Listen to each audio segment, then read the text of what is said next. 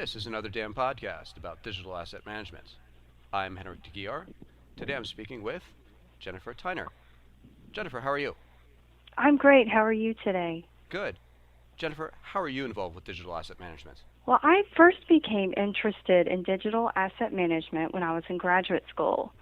And I took a cataloging class, and I was just really intrigued by it because our professor showed us an example. Of course, he used their real database they were using at the time in the museum where he worked. And he showed an example of a screen with an object in their collection and how it was cataloged. And then he showed another screen where he had listed out the name of a certain provenance, and the name of this provenance or company that had donated materials to that museum was written out at least 10 to 15 different ways. It was written sometimes as 2 words or 3 words, sometimes with hyphens, sometimes all as 1 word with no spaces, or a shortened word, or an acronym. So over the years, they had had multiple people entering this information, and it was never written the same way. So that was just one example of how messy cataloging can be. And it was also one of the things I worked on as an intern. I called it data cleanup. I primarily have a photography background before that, and I realized I wanted to work with pictures without being a photographer, which is why I went into the graduate program I went into. But what's funny is now with my current job, I work in the Communications and Marketing Department, which is the Central Communications Office for Georgia Institute of Technology, also known as Georgia Tech for short. I do play part of a backup photographer from time to time when our staff photographer is unavailable. But most of the time I do manage the digital photography database. Why does a research university use digital asset management? Well, at the university, why doesn't every university need it, actually? Everybody needs a digital asset management of some sort and should already have some type of SAM or storage and retrieval method in place, regardless of what type of content you're cataloging and storing. In our case, I work in the Central Communications Office of a large university, and what I work with is the Marketing Photography Database. And it is an online system. It's password protected for all of our users, and our users are people on campus. They're the people who work in other departments and academic units, because everyone needs to have some type of marketing photography. They use the photographs on their websites, they use them in brochures and posters. They all try to promote their areas or promote the university in some way or another. Our photography collection really does have a wide range of audiences. They can be the students, faculty, staff, media from off campus, or prospective students, faculty and staff, and of course alumni and donors. And we have everything in our DAM from recruiting photography. For instance, they could be students walking around on campus or participating in activities on campus, or they could be in classrooms, in research labs. We also have annual events, special events, and also donor events cataloged in our database, but not so much sports photography, and I will get into that now. It's mainly because we have so many departments and units on campus that many of them have their own photo archives. They hire their own freelancers to take care of the photography needs, and it's really quite like a small city on our campus because it's so large. So they really should have all their own photographers, because it's not possible for our one staff photographer to cover every single thing for every single department on our campus. And about our current digital asset management tool, it has been a wonderful and effective system for our campus users. It's been in place since the fall of 2009, and before that we did have another DAM tool, which I'll talk about later. But our current one is great. It's quick. You can browse using a category tree. You can use advanced word searches. This is far from what it was like before.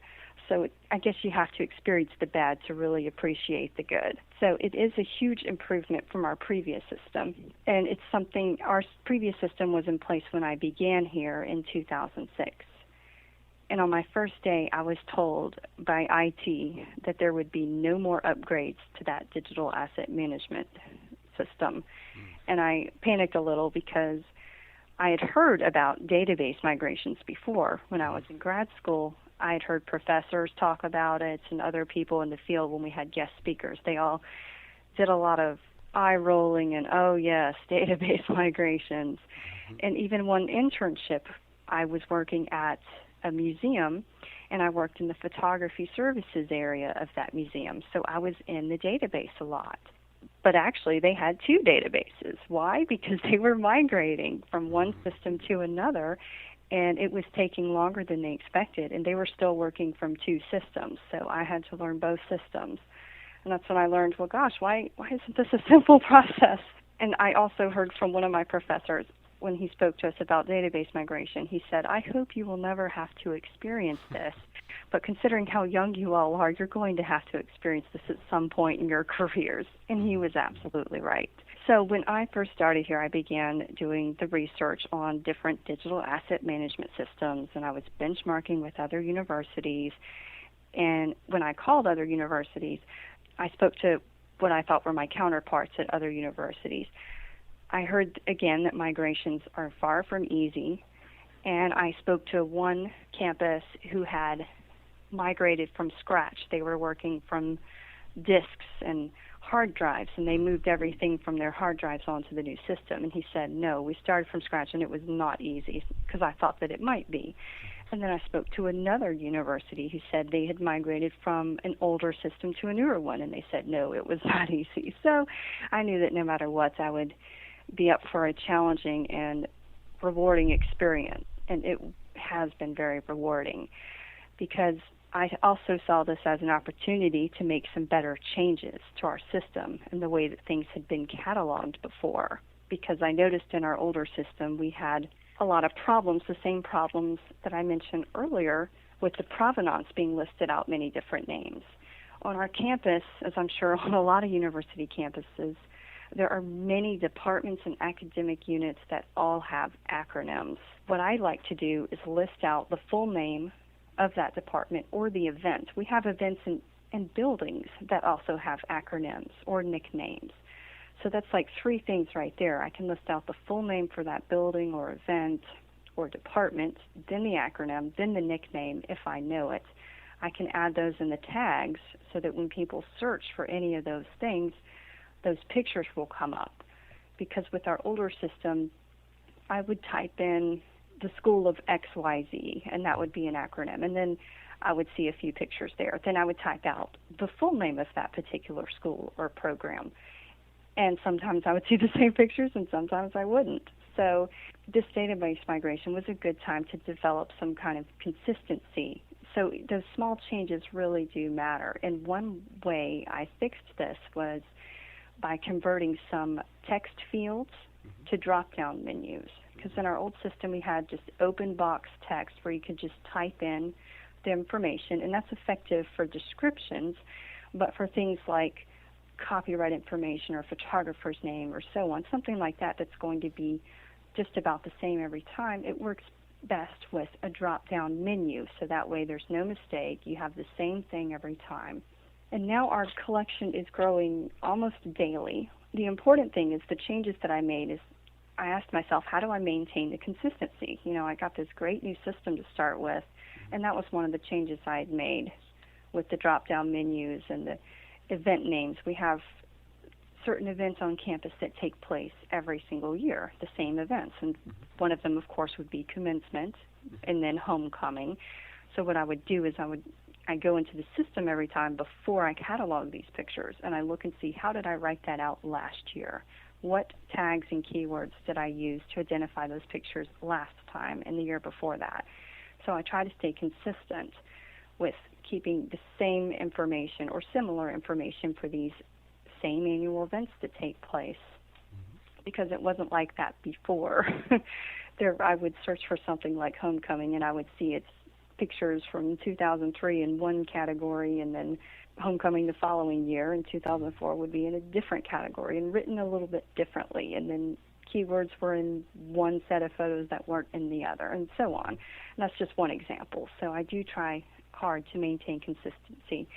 And you would think it would be easy with just one person doing the data entry, which would be me, but it's really not that easy. I realize how quickly it is to forget things like that. So that's why I double-check my work and recheck it before I put it in the database. We recently began integrating videos into our collection because before it was simply photography. And now we've just put a few videos in. We're experimenting with it because our database is fancy enough that we can play videos in it. We can store them in there, download them from there. We only have a small sprinkling of videos in there. And so things that I'm working on now, things I'm asking myself now are how should these videos be described and cataloged? Should it be done the same way as the photography? But it all comes down to the end users. How will the end users want to search for these videos? Should I make a category tree and that has categories for B-roll footage or final edited pieces? Or should I have the category tree mimic the photography category tree? We have ours listed out by things like events and the different schools on campus, and then student life and studying, that kind of thing. So these are all questions I'm asking myself now because I know that this video collection will continue to grow and grow, just like the photography collection. And I'm all too familiar with how difficult it can be to turn around and do something different, like, oh, we've already cataloged about 1,000 videos. Let's turn around and change the way this is being done. So that's not an easy thing to do, and no one wants to do that. So it is a really good idea to have a good plan in place before you begin, so you can get all those questions out of the way early on. And it's even more difficult sometimes to convince people you work with that it's not a quick fix. Getting a new fancy database is not like a magical feature that's going to make all your problems disappear. You do have to look at these things and ask yourself these questions and have a good plan in place before you just start dumping photography and video in. Jennifer, what advice would you like to share with DAM professionals and people aspiring to become DAM professionals? Well, the best advice I can give would be to be organized, be consistent, and this is the most important one, be patient. And that patience can apply to a lot of things. It can mean being patient with yourself, being patient with the people, being patient with your users who are using your system.